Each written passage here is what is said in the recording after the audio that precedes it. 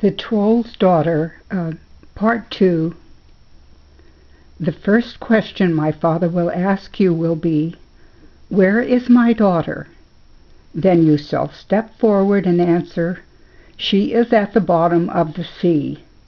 He will then ask you whether you can recognize her, and to this you will answer, "Yes."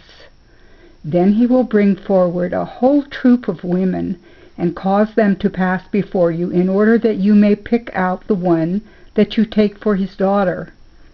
You will not be able to recognize me at all, and therefore I will catch hold of you as I go past so that you can notice it, and you must then make haste to catch me and hold me fast. You have then answered his first question. His next question will be, "Where is my heart?" You shall then step forward again and answer, "It is in a fish." "Do you know that fish?" he will say, and you will again answer, "Yes." He will then cause all kinds of fish to come before you, and you shall choose between them. I shall take good care to keep by your side, and when the right fish comes, I will give you a little push, and with that you will seize the fish and cut it up. Then all will be over with the troll. He will ask no more questions, and we shall be free to wed." When the youth had got all these directions as to what he had to do when he got ashore again, the next thing was to remember the words which the troll had said when he changed him from a human being to an animal. But these he had forgotten, and the girl did not know them either. He went about all day in despair, and thought, but he could not remember what they sounded like. During the night he could not sleep, until towards morning he fell into a slumber, and all at once it flashed upon him what the troll used to say. He made haste to repeat the words, and at the same moment he became a fish again, and slipped out into the sea. Immediately after this he was called upon, and swam through the sea up the river to where the troll stood on the bank, and restored him to human shape, with the same words as before. "Well, how do you like to be a fish?" asked the troll. It was what he had liked best of all, said the youth, and that was no lie, as everybody can guess. The troll then showed him the 3 bushels of money which he had earned during the past year. They stood beside the other 3, and all the 6 now belonged to him. "Perhaps you will serve me for another year yet," said the troll, "and you will get 6 bushels of money for it. That makes 12 in all, and that is a pretty penny." "No," said the youth. He thought that he had done enough, and was anxious to go home to some place else to serve, and learn other people's ways. But he would perhaps come back to the troll some other time. The troll said that he would always be welcome. He had served him faithfully for the 3 years he had agreed upon, and he could make no objections to his leaving now. The youth then got his 6 bushels of money, and with these he betook himself straight to the kingdom which his sweetheart had told him of. He got his money buried in a lonely spot close to the king's palace, and then went in there and asked to be taken into service. He obtained his request, and was taken on as stableman to tend the king's horses. Some time had passed, and he noticed how the king always went about sorrowing and grieving, and was never glad or happy. One day the king came into the stable, where there was no one present except the youth, who said straight out to him that, with his majesty's permission, he wished to ask him why he was so sorrowful. "It's of no use speaking about that," said the king. "You cannot help me, at any rate." "You don't know about that," said the youth.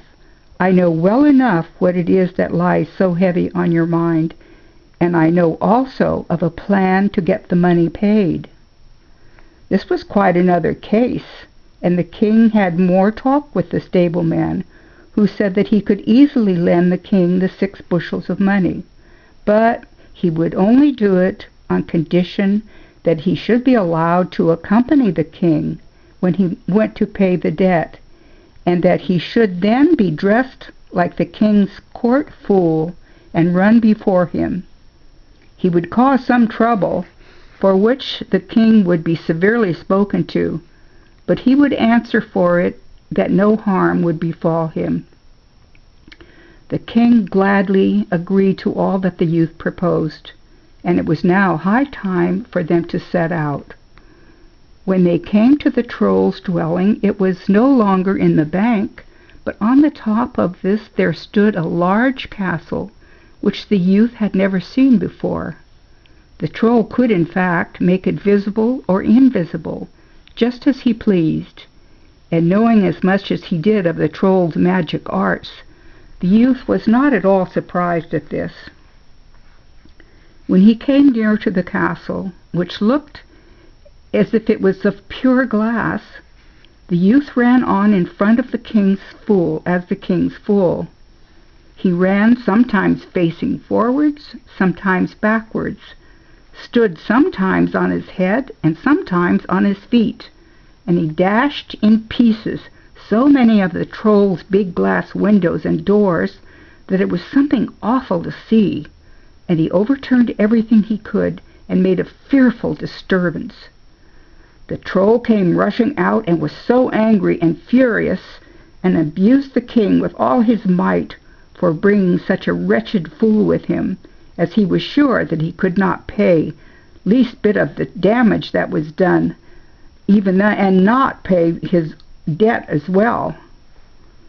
The fool, however, spoke up and said that he could do so quite easily, and the king then came forward with the 6 bushels of money which the youth had lent him. They were measured and found to be correct. This the Troll had not reckoned on, but he could make no objection against it. The old debt was honestly paid, and the king got his bond back again. But there still remained all the damage that had been done that day, and the king had nothing with which to pay for this.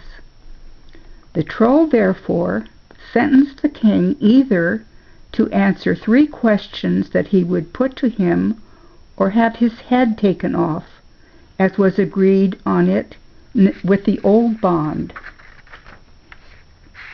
There was nothing else to be done than to try to answer the Troll's riddles.